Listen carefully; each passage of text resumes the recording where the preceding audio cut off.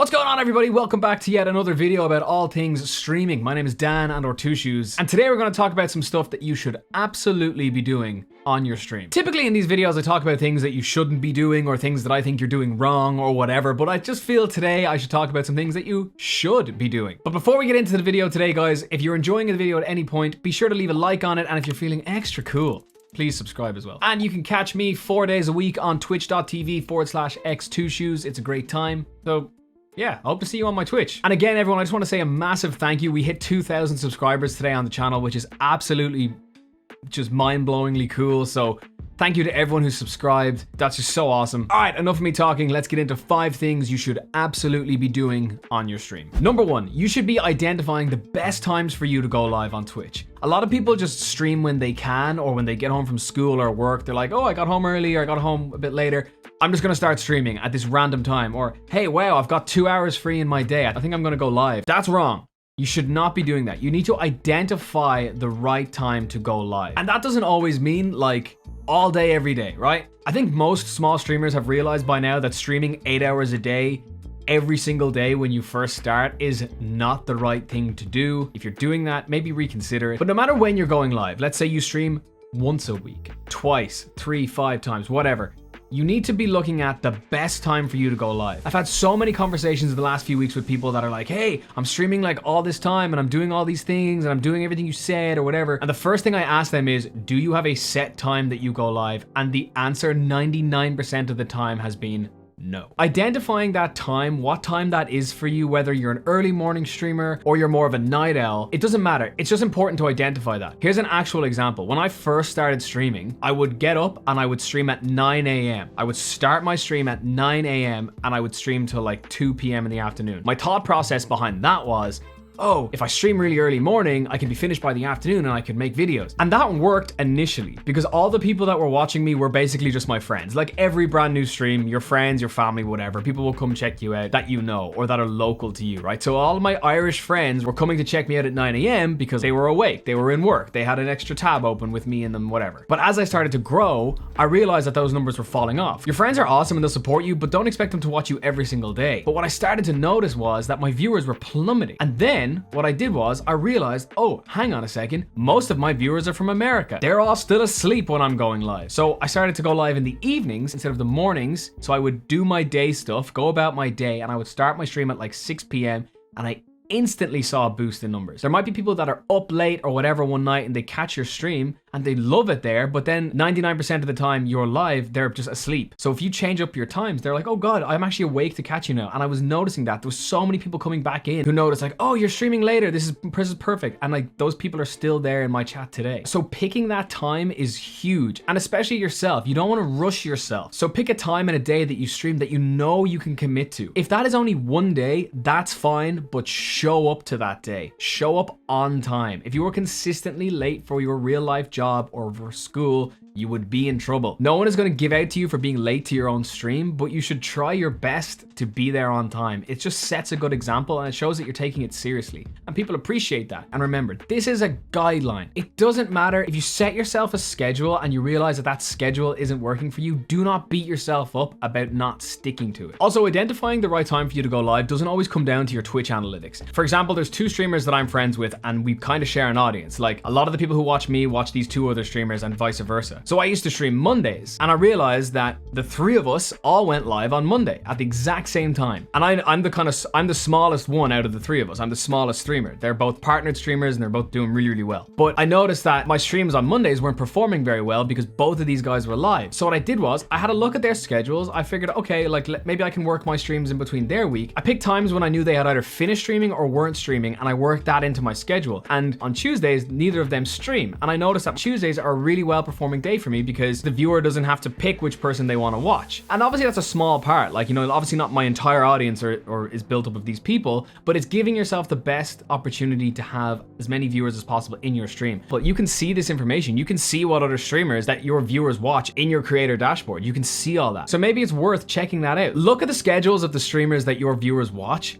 and work around them. If you can identify a time that, even if it's only one day, it doesn't have to like be every single day of their streams, but even if it's just one day that you can say that, all right, they're not live that day or they finish up around this time, try work that into your schedule and look at the results and then see, you know, maybe it makes no difference, but I do think this is giving you the best chance to get more people into your streams than you might be getting already. So identify a time. It's super important. Looking at and understanding your analytics as a streamer is so important. There's a reason that like data analysts are paid like a lot of money because they're smart. So you should be smart. We're not going to go into like crazy depth here in terms of analytics, but I just want to break down a few things that you should absolutely be looking at. This is especially important if you're trying something new on your stream. Maybe you're trying a different game, or you've done your first co-stream, or you've done something different on your channel. It's really important to check out these analytics directly after you stream. So for example, one of the first things I do when I finish up stream, or maybe the next day if I'm pretty tired, is look at my stream summary for that day. Again, you can access all this information through your creator dashboard on Twitch. And one of the first things I do is I look at my stream summary. You can look at all of that stuff through. You can also see the times that your stream is performing the best. Let's say, for example, on all your streams for that week, you start at 3 o'clock and you go from 3 p.m. to 7 p.m. After, say, a couple of weeks, if you look back at your stream summaries and you see that from 3 o'clock to 4 o'clock, you're getting very low viewers, but from 5 o'clock to 7 o'clock, you're getting quite a lot of viewers. Maybe it's worth starting your stream at 4 o'clock. Clearly 3 p.m. to 4 p.m. is a dead hour. What you're doing there is you're using your analytics to inform your content and to drive it forward and make it better. You should be doing that. You should be looking at these analytics afterwards and seeing, all right, okay, last week I played Minecraft and my average viewers was 10. This week I'm playing Stardew Valley, my average viewers is 20. Oh damn, I should play more Stardew Valley. These are the type of things that are very simply understood. Yes, you can get very in-depth into analytics and you can start to kind of drive yourself crazy, and sometimes looking at the numbers isn't always the most beneficial thing because the numbers can also put a lot of pressure on you and drive you crazy. I talk about streaming with your view count turned off all the time. Absolutely still stick by that, but the reason I don't look at that number is because I'll drive myself crazy if all I'm caring about is numbers and not content. But what you should be doing is giving yourself the best chance you can by using these numbers to inform your next stream. It's a big thing, and it's important, and it can actually do a lot of good for your channel. Don't just use your analytics to see how many followers or subscribers you got that day. That's irrelevant. Yeah, so you got a lot of followers that day, like great, that's cool, but just because you got a lot of followers, that's not indicative of how your next stream is going to perform. Oh wait, hang on a second, there was a huge drop on my stream at 5 p.m. Why is that? Oh, this other streamer that my community like has gone live at that time as well. Maybe I should end at 5 and start an hour earlier. Try use some numbers, be a bit of a numbers geek for a while, try your best to understand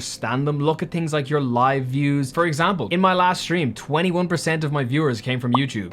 Shout out you guys, you're awesome. But I can see that. What does that tell me? That tells me, whoa Dan, pay more attention to YouTube. I can also see things like how many people clicked on my notification that I sent out. 7 less people than the last notification I sent out clicked it. So what that tells me was the go live notification I put yesterday wasn't very good. Maybe I should try and make something a bit funnier, a bit cooler this time. These are ways for you to always be bettering your content. One big thing I find that I'm telling a lot of streamers who ask me questions is trial and error. Try new things. When you first start streaming, you have to do a lot of trial and error, and you should be doing a lot of trial and error. Even if stuff is working for you, you should always be open to try new things, be it different games, a different style of streaming. For example, this YouTube video right now, I'm not wearing headphones and I don't have a hat on. I know it's small, but it's a thing that I'm doing that I'm like, I'm uncomfortable with it, but I'm gonna try this new thing today. And you should always have that mentality on your stream. You should always be up for trying new things or giving yourself the maximum opportunity you can to better your stream. Think of it this way. If something is working for you on your stream and you decide that day, okay, I'm not gonna do that today, I'm gonna do something different, and it doesn't work for you, that's fine. Your channel has not now died, or you haven't been cancelled or whatever because you tried something different. The worst thing that can happen is people won't watch it as much as they watch your other stuff, and then you know. But the important thing there is that you made an effort to actually try something different, as instead of doing the same thing every day. This is especially important if what you're doing isn't actually working, but you're just forcing that thing anyway. If you're doing something and you're not seeing any results and you keep forcing it, the chances of it actually blowing up and working for you in the long term is very slim. But if you'd give yourself the opportunity to try new things, you would at least know, all right, that didn't work. Or it might work and you might do really well from it. So you should never be afraid. And that's what I talked about it in my last video, to like not be afraid to change things up. That was more so aimed at people that definitely weren't seeing any growth. Even if you are seeing growth, you should absolutely be trying new things all the time on your stream. If you have random talents or other things you do other than play video games to a high standard, or you're funny, use them. I've been a musician for years. Is my channel music based? No. But for the first like 8 months of my stream, I never picked up a guitar or whatever on stream. Now you can see my guitars behind me. I can't remember how it came up in chat that I could play the guitar and sing or whatever, but I did it one day and now it's become a massive part of my channel. People love when I do a song at the end of my streams. Okay, hang on. I think they like it. But what I'm saying here is, if you have a talent, use it. Don't be afraid to show it to your audience. It could make for a really entertaining part of your stream, or something that you can do once in a blue moon that people love when you do it. If you have anything at all that you can be doing on your stream other than just games, you should try it. This is why I love streaming so much, because it gives me an opportunity to do whatever I want. I can be as creative or I can be as unimaginative as I want, but the point is, it's possible. If the only side you're showing to your audience is how good you are at Valorant or whatever, that can get boring quite quickly. But if there's other stuff you can throw in, that really keeps your stream energized and fresh and nice, and it makes a great thing for chat, and it can add to like the lore of your channel. Like now, since I started doing like the odd music thing on my channel, like as I said, it's very odd that I do this. It's like maybe the end of the stream for 5 or 6 minutes I play one song or whatever, but now there's like, from that there's like a little music emote on my channel. It's like, you know, and these are all things that people can use and people can enjoy, and it's like it's just a bit fresh after a long day of gaming. Instead of just like doing your old sign off or whatever, you can do your little talent or whatever. It does not have to be the most interesting thing in the world, but if you can do